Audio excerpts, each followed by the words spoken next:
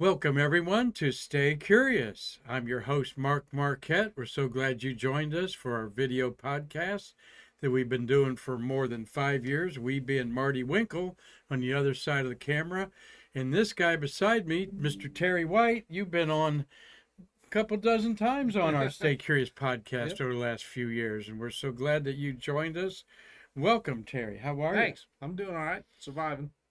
Surviving, and I made a big mistake as I'm seeing him hunched over one of our gallery displays here, and I'm thinking, what's Terry doing here? I've got him coming in next week, and Terry said, "No, you don't. You have me coming in today." Yeah. Well, And our calendars didn't match. that's right. Well, you were on Louisiana time for a while. Yes. Yeah. So, how's the family in They're there? doing good out there. Yeah. They're getting Good. big, and all of them are back in school now. Good. Well, we've had that's his. Yeah, we'll get the microphone closer to Terry. We have a hard out at just 25 minutes after or so because Marty and I have to go to our board meeting at 4:30. We can't convince the board that Stay Curious is more important than them to push it back to 5. But so we got a little program that I threw together without Terry. Knowledge he was going to be here. I said, "Come on, Terry. We'll just shoot the breeze a little bit about launch talk around town." So to speak, and some things that are going on. And then we're going to enlighten you a little bit with some artificial intelligence like we've got going on behind me here, Terry. That Yep. is an artificial. I asked Gemini AI to give me a image of the space shuttle and fireworks. Yeah. So. Now, wouldn't you love to see that celebration out of Pad 39A? That would not happen in your world No, out there, it right? would not. No. The fireworks is the launch plume. Yes, exactly there. So we got a couple points of history to point out today and have some fun, but so strap it on, everybody. If you got some comments for Terry about his life as a test on the thermal protection system, Terry was, we kid him, he was the shuttle garage manager, but the garages I refer to are the three buildings called what? The Orbiter Processing Facilities. OPF, an acronym that I learned pretty quick around here. Yes, sir. And we've had many programs about it. Terry is one of our more popular programs, as RG Jubilee says. Terry, how you doing? And we met RG Jubilee at the Sansa memorabilia show over the weekend. Doug Forrest is in Los Angeles. Dave Stange, Tommy Usiak's on board. You met all them Correct. at Shuttle Fest. Yeah, had a good time with them. Had a great time with them. And we're still open to your questions, so we will answer questions. today if you Absolutely, have but any. we're going to have to cut it off. Dave Stange's got a quick question. Marty, Yeah. on that USIAC family microphone. Terry, do we know if the Buren tiles were similar to the shuttle tiles and were they attached the same way? I don't know exactly how they were attached, but yes, if you looked at one of those tiles, they were the same, but they didn't configure them in the same positions that we did. So I understand that they had severe overheating from their vehicle, and they only ever flew one once. I understand that they The built, Buren, Russian Buren Yeah. knockoff of our shuttle. yeah, they built 5 of them, but they only ever flew one.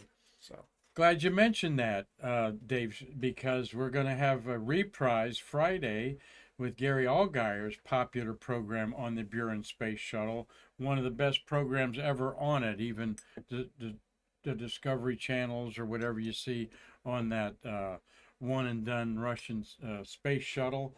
I have Gabriel, our executive director of our foundation, Gabriel Rothblatt, and myself have an important local space symposium deal to go to on Friday out at the Radisson. So we're going to attend that thanks to the Palm Bay Chamber of Commerce putting that event on. So all day Friday I'll be hobnobbing and watching some great panel discussions on the state of everything here in our space industry.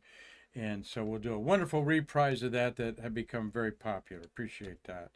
Well, tomorrow's show we want to promote is that we're going to have Jay Honeycutt, former Kennedy Space Center director, and astronaut Mike McCulley, also the beloved president and CEO of Space United Space Alliance. United Space Alliance. Thank you, gentlemen. Talking about George Abbey, who passed away last year. I believe it's Mr. Abbey's birthday. He is a real, not a hidden figure at all. He's very visible, but they're going to talk about their friend so that you can understand some of the management parts of the shuttle that nobody really understands, but it's very important, correct? Even the people working on it didn't understand the management. But Mr. George Abbey, if you had a sentence that said this would not have happened blank if not for George Abbey. There's many things that you can't believe George Abbey was behind, not just selecting over 200 astronauts, as he was the chief of the astronaut panel for many years, but he's also instrumental in our relationships with Russia and other things going on. So learn about the great George Abbey from two men who knew him very, very well, Jay Honeycutt and astronaut Mike McCulley, who worked for as the right-hand gopher, basically, for George Abbey for many years. You're going to find out about that. We're looking forward to it. Both great friends of our museum, personal business friends, I always like to say, and you're going to enjoy that tomorrow. And you know both of them very well. Yes. And Jay Honeycutt is going to kick off our NASA Legends Dinner on September 10th at the Italian American Club in Melbourne. Easy to find off Route 1 and the O'Galley interchange off Route 1. $50 fundraising dinner, a delicious Italian meal, and a wonderful, insightful talk from Jay Honeycutt, who not only was a former center director at Kennedy Space Center, but he was a big influence in Houston management over the whole shuttle. He was chief of the management of the whole program for a decade. And his early days, he was a sim operator, throwing the Apollo astronauts a monkey wrench as they were simulating their journeys to the moon. And a friend of mine when I was in high school. Yes, he was. Yes, you go back with Jay that far, huh? Well, he's fond of you. He was your undercover boss, I understand, one time. Yes. Changed a tile out. Take the boss to work. Yes.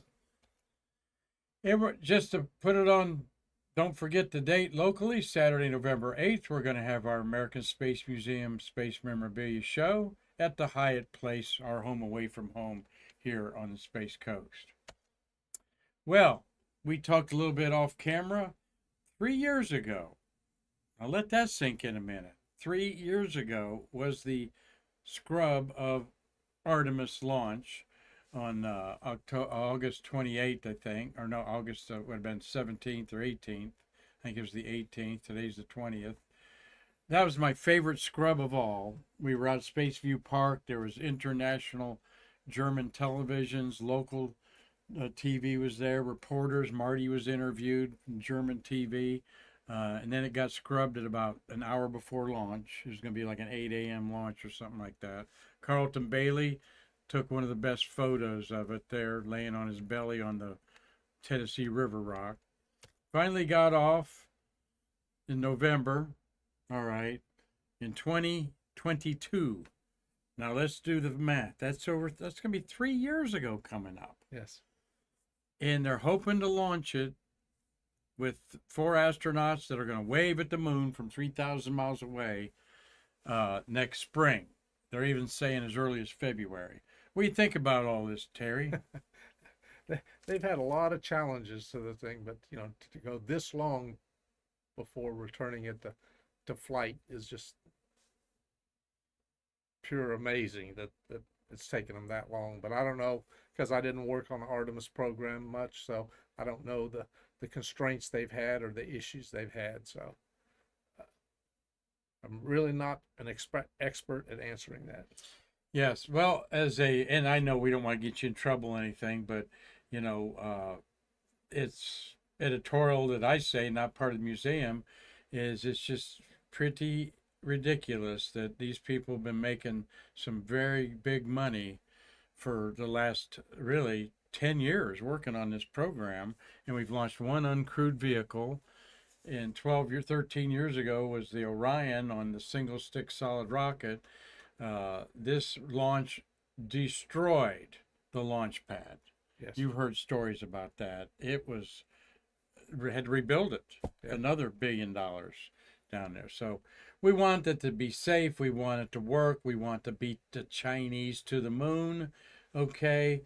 But a lot of people right now are thinking about learning Chinese if they want to understand what the first woman on the moon is going to say. And I'm not joking about it. Just keep up with. Don't bury your head in the sand. Be part of. We need to have some American pride in beating China to the moon. Is what I say. Yes. But the man that we're putting our marbles in one sack to do it is Elon Musk and this behemoth of a rocket, the Starship, and the big booster there. Chris Marie took this photograph of the last launch of Starship. I understand it's planned for Saturday. I'm going to get my schedule out here, but if somebody out there knows when this launch time is Saturday coming up, I think it's 7 o'clock Eastern time, around 6 o'clock Texas time in there. They're 0 for 4, quite frankly, in the last 4 launches. 2 of them catastrophic, Yes. No, the one launch pad, it was not really a pad, it was a work area that blew up, fueling. And then the last two that didn't make it past Cuba before breaking up. Again, this is the SpaceX way, right? Just keep launching, keep destroying, keep throwing money until we figure it out. Am I correct? That's my perception of it. Yes, they fix what they find and then go launch, and they may not have fixed everything that had caused the issue. So, and some of them, Musk came back and said, "Hey, we got the data we needed." When they had one that blew up right after the first stage separation. So, go ahead, Marty. You got a question? Thanks, Mark. Yeah, Dean Babcock is asking, why is Artemis 2 not going to orbit the moon? I don't know that one. I don't know why you would not want to. The technology was to test out the life support systems of the Orion spacecraft, which they've had like 15 years of development to do that. I don't know. Why would you not want to test all of the thrusters and the big thrust engines that's got to slow you down to enter moon orbit? Yeah. But they're not. They're just going to be less than 3,000 miles away. And that I might as well be waving at the moon in New York right now. New York's closer, all right, than where I'm at right now. Because that's what Apollo 8 did for the Apollo program. Yeah, that was a test big everything deal I that did. they usurped Apollo 8 as being another earthbound test Yeah. of things to do that. So I don't know. It just doesn't make sense. But Marty, go ahead. Yeah, Tom Usiak is asking, Terry, are they still talking seriously about moving Discovery to Texas? Can that vehicle be disassembled safely and reassembled without ground support structures and facilities, or vehicles are taking it? Good question to our guest here, Tommy. Yeah, I do not know, and I've contacted the move director that moved Atlantis to the visitor center and Endeavor to California and Discovery to Washington, and he has not got back with me to explain, exactly how they think they're gonna move it there. So I don't know. The vehicle's too big, and our highways are not designed for something that large. So they have put a mock-up orbiter on a barge to move it up the Mississippi River and that, but Yeah, to New Orleans. yeah, but to move it from where it's at now and get it to a harbor where they could put it on a barge and take it down the coast and around to Mississippi and up to New Orleans and up the Mississippi. I don't know what their plan is, but then they still have to move it overland to Houston. So Yeah, that's hopefully the charter of that stops, because that's the reason why the 3 orbiters were chosen to be where they are. Kennedy Space Center, Smithsonian property in DC, and Los Angeles Museum is the tourist numbers. That's all. The tourist numbers belts buckles through the turnstiles to see these things, they pick the three most logical places. Yeah. And Houston does not have the traffic of tourism that any three of those places do. Okay. That's probably one of the reasons why the Air Force Museum in Ohio did not get one, even though the Air Force contributed to the build of 103 and 104. So, but and I've seen Discovery and I've not seen Endeavor. Can't wait for that new reveal. But Discovery looks different than Atlantis, of course, because the landing gear's down. You're floor level. You can look at it. You see the connectors underneath to the external tank and the cameras and underneath there. It's amazing to see that. yeah, I understand it's not the draw that they expected. It's not getting the additional tourism. Discovery. Yeah, Discovery is not getting it. So, yeah. Well, the cadence of the launches going on right now is enhanced by everybody talking about the not so top secret anymore X-37B, shown here inside of a Falcon 9 rocket that's going to be launched 1 day and 7 hours from now, Thursday night, right before midnight, 10 minutes before midnight. Tomorrow night is when they're supposed to launch this. Not much of a secret, is it? No, they did make it secret. You didn't know when. You knew when it was going to launch, but you didn't know when it was going to come back. This is the mini shuttle that would fit inside the cargo bay of the shuttle that is doing some amazing, you better believe it, clandestine spy versus spy things.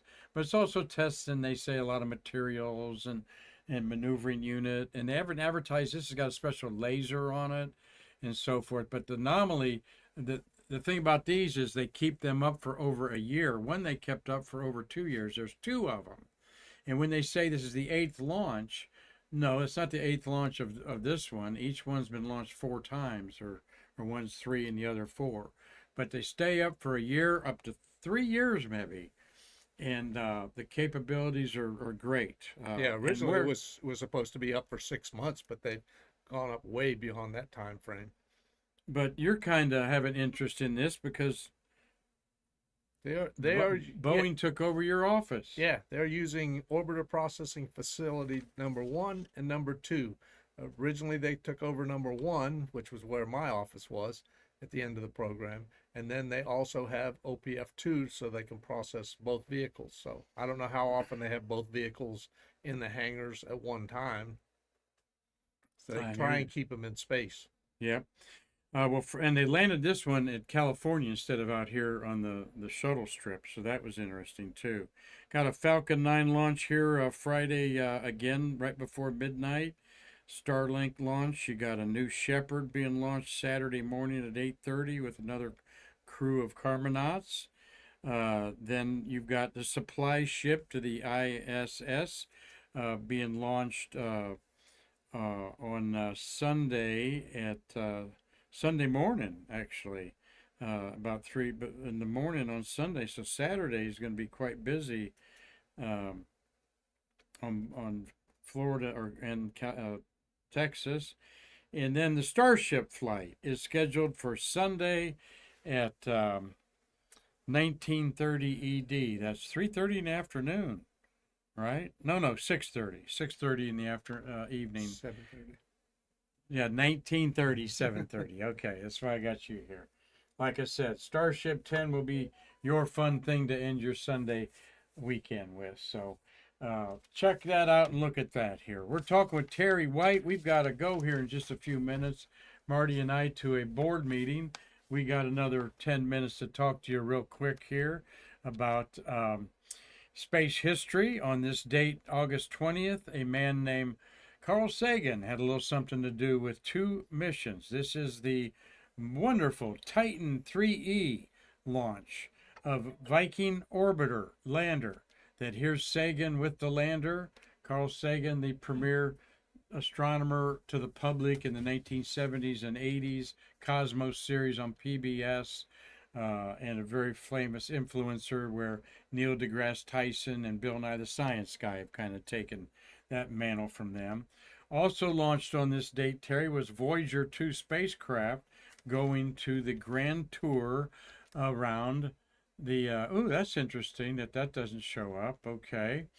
This is a chart of this spacecraft going to um, Jupiter, Saturn, Uranus, and Neptune. The only one that did. Voyager 1 did a left turn after going to Jupiter and Saturn and to check out the moon Titan. They wish they hadn't done that because Titan was a big ball of orange clouds that they couldn't see through.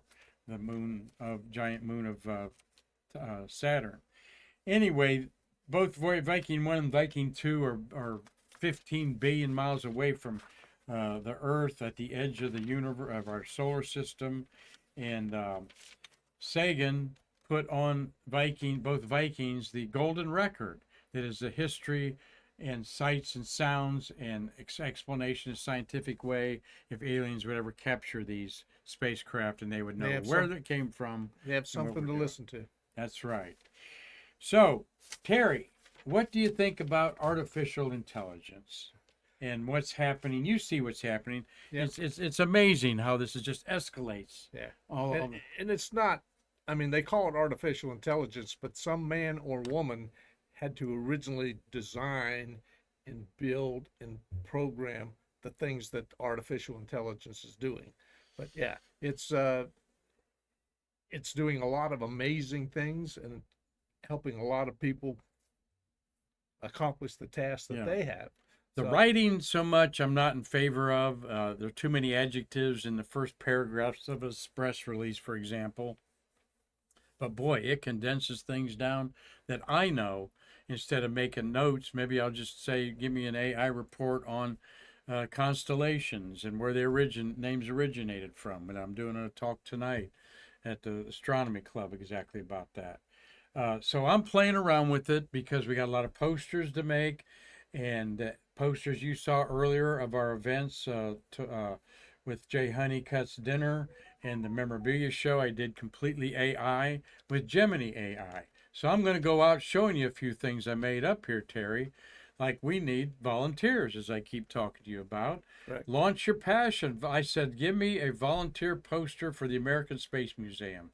And this is what it came up with within less than a minute, not even a minute. It even had the outlines there of the, behind you, move just a second there, Terry, to see exhibit guide, event support, archival assistant, education, outreach. Amazing. Now, for fun, Miss Karen Conklin, our executive director who passed away a year ago, she always likes cats and dogs. And I said, give me some cats and dogs playing on the moon. All right. All right. Puts a smile on your face there as it did mine. So how about we're thinking about China might beat us to the moon? Okay. Might, right? We're still Americans, we don't want, we want the American flag to go back on the moon, not. But this is what that might look like when I put that into AI. I go, give me an image of Chinese landing on the moon. And it came up with that in 30 seconds. All right.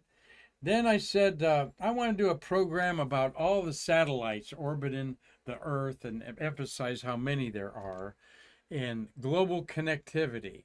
Now, I don't like this because there's not enough satellites going pole to pole on there. But it says there, engaging continents, linking lives. All right, pretty cool. All right. And I said, let's refine that a little bit. And then it came up with the Kessler syndrome is the scientist Kessler that figured out it's going on right now. Yeah. Every collision is going to cause minor other collisions in like a domino effect. Billions of pieces. Yes, that's called the Kessler effect. So I'm goofing off and I'm saying, give me Mars canals and people living on Mars, because I'm a big Mars nut. And I love that. All right. Visit the Martian canals. Okay. Explore the wonders of the red planet. All right. Now that would be a science fiction cover on a sci-fi magazine that an artist would take a week maybe to complete that. Yep. Back in the 1950s we expect to or see 60s. The Jetsons in there. That's right. I wanted to see living creatures in Mars, like blind crickets, I said. And it gave me the Crimson Caves of Mars. With your crickets. All right. Life finds a way even on Mars. Now that's what I think is happening on Mars. I think I'm really thinking there might be worms. There could be certainly bacteria in the caves of Mars. No doubt in my mind. You just think it hasn't crawled out of the oceans yet when we find an ocean. That's right. It can't crawl to the top because it's like climbing into a microwave oven. It's actually going to be, there's no heavy ozone layer to protect it there. How about the Oort cloud? I want to do a story about all of these comets that are in a cloud around our solar system, like a giant bubble. All right. And here's what AI came up with. Very accurate. All right. Showing the Kuiper belt real close, the solar system. All this is debris and the Oort cloud surrounding us where comets come. So just a couple more and we're out of here, my friends. Another publicity poster that took less than 30 seconds. Launch your passion. Volunteer at the American Space Museum. And we know Dave Stange would if he was just a 20-minute drive away from here. And so would Cliff Watson and Steve Jokem's watching today. All right? All of you out there watching today. I know you'd love to support us, and you would if you were close. But we're going to have a campaign to get some other people close to us. And here's one final campaign poster we're working up. Volunteer at the American Space Museum. Explore, educate, inspire. It would take you an hour if you had all the artwork to just put together there. Artificial intelligence is here to stay, but my message is trust none of what you see, none of what you hear. Okay, be a skeptical inquirer all along the way. What do you say, Terry? It's the same thing. But it's taking up the research, and that people don't have to go do the research and put together a collage of different spacecraft and that. This does it automatically for you. So I don't know if that's going to help us or hurt us in the long run.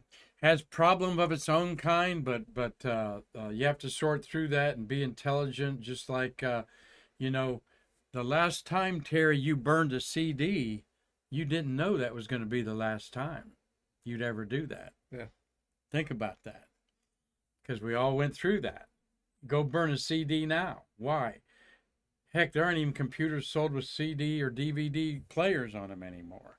All right. Mine still have them. You're still yeah, mine too. Mine too. And I even got an 8-track to play that as old NASA things that come up here. So, Terry, thank you so much for being on here.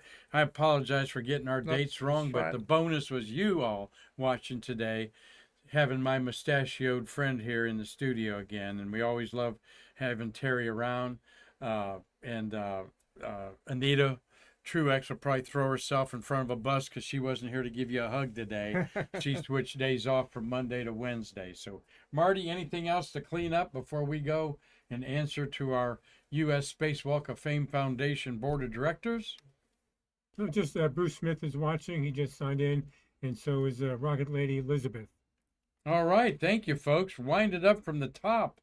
And watch us tomorrow as we're going to have a very special program. I'm going to get completely out of the way and let Jay Honeycutt, former Kennedy Space Center director, and Mike McCulley, astronaut and beloved leader of United Space Alliance, talk about their good friend who passed away last year, Mr. George Abbey, a true management force of shaping America's space program.